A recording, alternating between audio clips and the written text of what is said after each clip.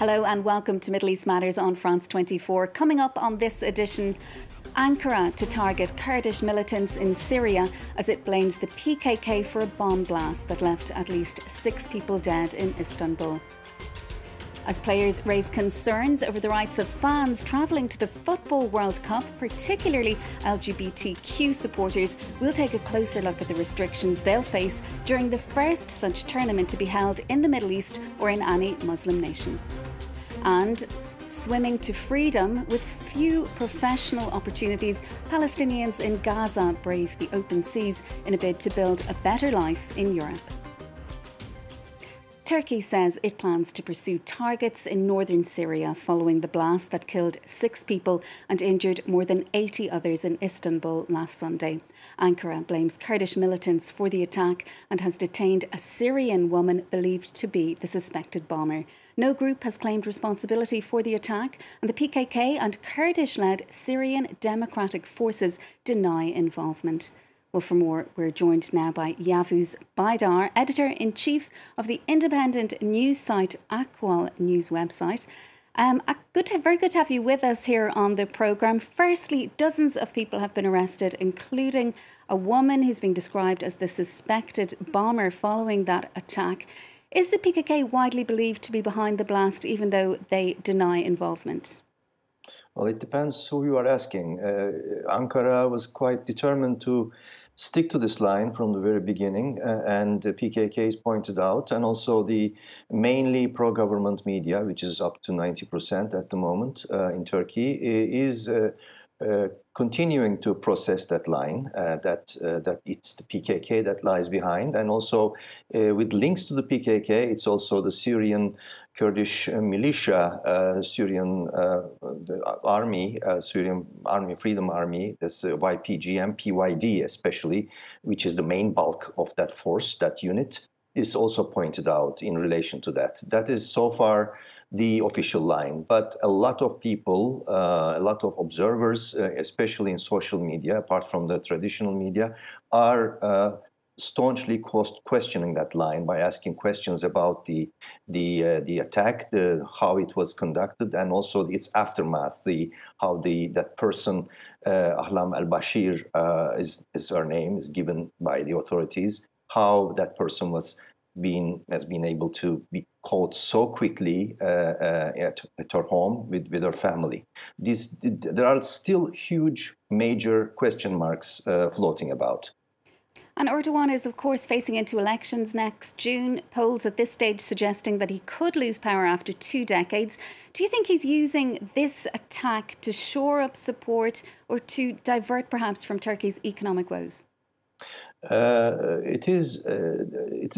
It's very clear that the foreign policy or regional policy of Turkey has become one of the main components of Erdogan's election campaign. Erdogan and his partners in power, nationalists of various flanks. And this has always remained on the agenda as part of that component, which is also encompassing Greece in the West and Syria and Iraq.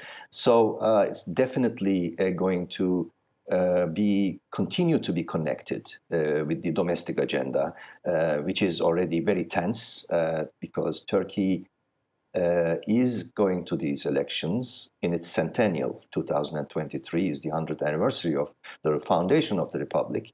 In many angles, or in a sense, it is also a referendum for Erdogan, who built this presidential system that Turkey is ruled under since 2017. And the opposition definitely takes a stand against it and working on some form of restoration or return to a parliamentary system. Finally, Yavuz, the G20 summit is also providing Erdogan with an opportunity to put pressure on Sweden and Finland, those Nordic nations, of course, seeking NATO membership. But Erdogan's calling for the expulsion of suspected PKK members who he says are in exile there. Talk to us a little bit about that. The issue of the PKK or pro-PKK presence in various European countries has always also remained in the agenda, and also defined the nature and color of the relations Ankara has with various capitals in Europe. There is a disagreement there, looming and also affecting the prospects. But for Erdogan, the formula is very simple. As long as he sticks to this agenda of keeping a Damocles sword over Sweden and Finland and various other countries as well. Now that, for example, this issue, the bombing in Taksim, according to Turkish media, could be linked to Greece, which Greece responded officially to, means that we will continue to see this rhetoric up until the very end of the Turkish elections. That's Yavuz Baydar, Editor-in-Chief of Akfal News website. Thank you so much. Well, it's come under intense pressure over its human rights record and treatment of migrant workers, but also over its restrictive social laws. Qatar says all are welcome at the World Cup regardless of their sexual orientation, but the host nation is asking football fans to respect the country's conservative culture, in which all public displays of affection are frowned upon. Same-sex relationships are illegal. Drinking alcohol or being drunk in public is also an offence. With more on the restrictions supporters can expect at the World Cup, here's James Mulholland. This is one of many construction sites in Qatar, still crawling with workers. The fan zone is almost ready for the opening of the World Cup in just a few days. The spectator hubs are at the centre of Qatar's publicity drive, where fans can watch matches, attend concerts, and also, something less publicised, drink alcohol at certain times and with valid ID. Obviously, alcohol is a regulated beverage in the state of Qatar. We'll have operating hours that match and align with the football schedule. You will have no alcohol inside the stadium. Nor will alcohol be allowed on the streets or in restaurants, at least officially. But behind closed doors, like at this hotel bar in Doha, the alcohol flows freely and legally. These expats come here after work for a drink, much like they might in their own countries. I feel like I'm at home because you can have drinks, you can have fun with your friends, and it just feels normal. In preparation for the expected arrival of tens of thousands of World Cup fans, the manager of this bar has begun stockpiling. Let me show you. In terms to meet the demands, all the hotels are gearing up, so we are doing it, gearing up with 8 to 10 times more in the stock, which we usually use. For the first time in history, the World Cup is being hosted by a Muslim country whose constitution is based on Sharia law. Homosexuality is officially illegal, punishable by up to 7 years in prison. Qataris, by and large, are not keen to discuss the prospect of gay fans coming to their country. But with a little negotiation, some agree to talk. We're in a Muslim country. I think everybody should know that they need to respect our traditions. The view is shared by the man in charge of accommodation at the Qatar 2022 organising committee. But he insists the tournament will be open to all, including LGBT supporters. We are welcoming everyone. But of course we are would like the people to respect our culture and rules and regulation. What does that mean? It means stay quiet in the hotel, don't show that you're a couple of men? Respecting culture is similar when I am traveling to your country or any another country. So I'm respecting their culture and their habits. After negotiations with FIFA and the Qatari authorities, several LGBT fan groups from the UK, the US and the Netherlands decided to cancel their tickets, saying they did not feel welcome in Qatar. Family of the Egyptian activist Alaa Abdel Fattah say they've received a letter from prison authorities to say he's getting medical attention and has resumed drinking water. He's been on hunger strike for more than 7 months in protest against his detention and the conditions at the jail where he's being detained northwest of Cairo. Abdel Fattah escalated that protest by ceasing to drink water on November 6th, the opening day of the COP27 climate summit in Sharm el-Sheikh. Since then, several world leaders have raised his case with the Egyptian president, as well as the plight of other political prisoners.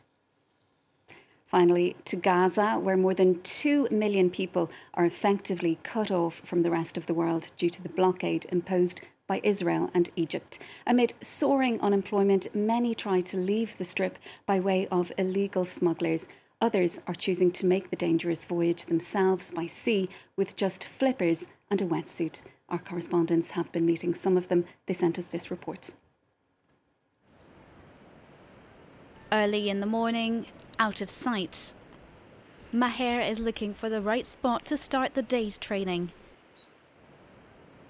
More and more young people are contacting him to learn long-distance swimming with his school. He understood the new craze when he saw social media posts from former students celebrating having swum all the way from Turkey to Greece. Young people come to us because they want to migrate. We tried to give them advice. We tried to warn them about what to expect. It's not easy. It's dangerous. This young man has been training for months. His family aren't aware of his risky plan. He agreed to speak to us anonymously. Everyone has their own reasons for leaving. People want to live, to secure a future for themselves and their children.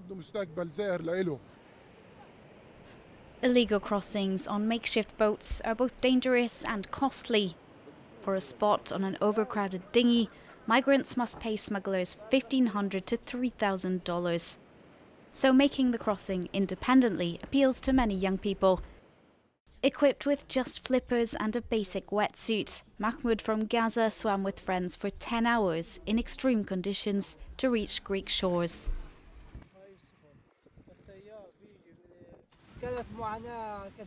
We really suffered during this crossing. We were very afraid, especially as there were whales that crossed our path. And we were afraid that big boats would crush us or that we could be arrested. We had lost all hope. Despite the risks, the option is becoming increasingly popular. Unemployment sits at close to 50% in Gaza, soaring to over 62% among young people, while some 80% of residents depend on humanitarian aid.